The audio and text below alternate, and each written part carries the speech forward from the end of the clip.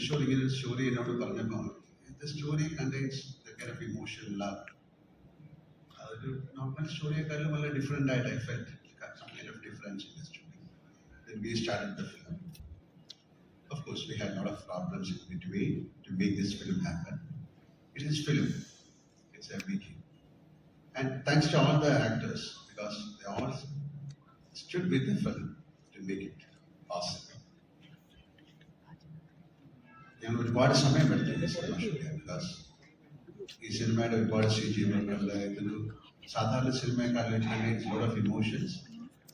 ഒരുപാട് വർഷങ്ങളുടെ പുറകിലെ ഒരു കഥ പറയുന്ന സിനിമയാണ്. രണ്ട് കാലഘട്ടത്തിൽ നടക്കുന്നത്. It happens in 2 eras. So we had a problem, but of course this is more of an action, emotion. ഇതിൽ എഴുതി തന്നെ ഉണ്ട്. This is reborn love. ഒരു സ്നേഹം എന്ന് പറയുന്നതിൻ്റെ ഒരു വലിയ ഒരു കടൽ അതിലുണ്ട്. എല്ലാ സിനിമയുടെയും ഒരു അണ്ടർലൈങ് കറന്റ് ഇസ് ലവ്.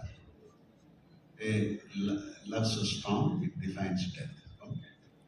ഒരു സ്നേഹവും ജനനവും, നമ്മളൊരു കുട്ടി ജനിക്കുന്നതിൽ നിന്നാണ് ഈ സിനിമ സ്റ്റാർട്ട് ചെയ്തത്. അതിൻ്റെ ട്രെയിലർ ഓഫ് കോഴ്സ് ഡെത്ത് എന്ന് പറയുന്നത് it's inevitable. So it's A combination of birth, love and death.